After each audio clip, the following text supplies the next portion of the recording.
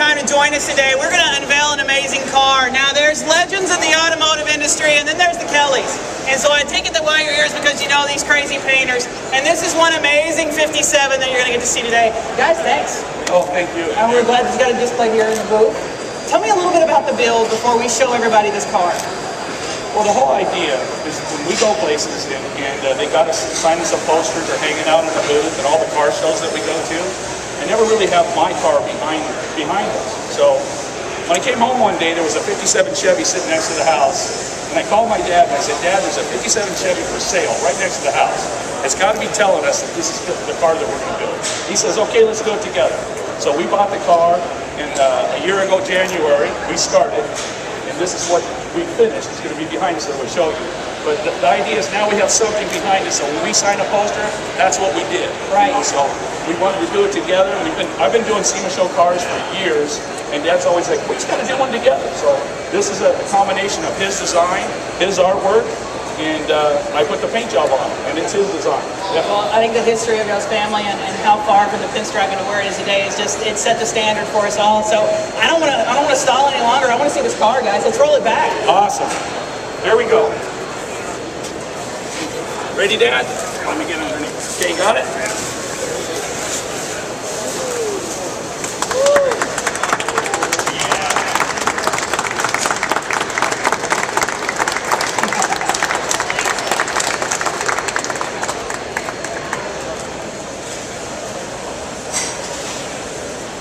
So Mitch, let's talk a little bit about the paint, because you got some, the flames are different.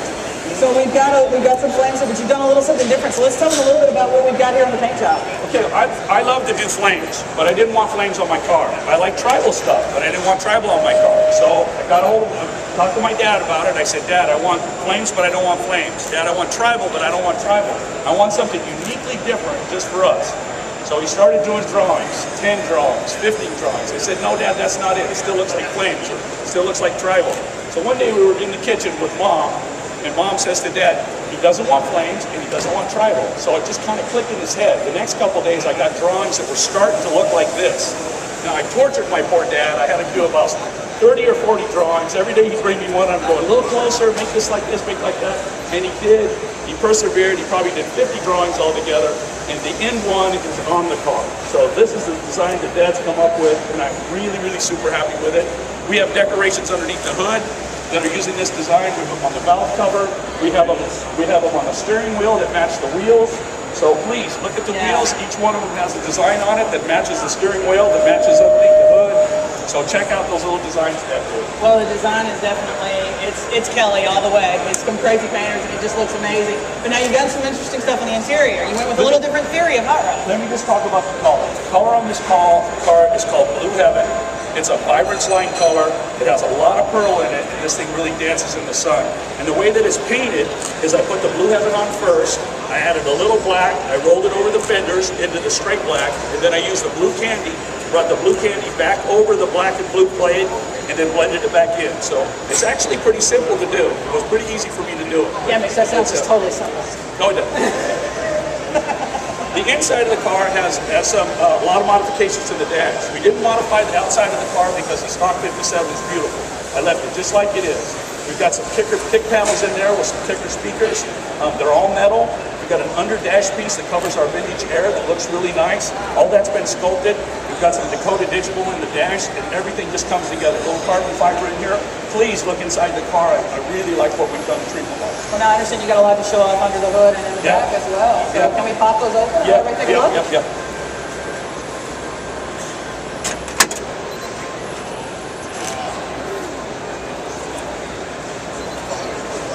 In here we've got an LS3 525 horsepower from Pace Performance. Pace Performance was a huge help with me. They're out of Texas.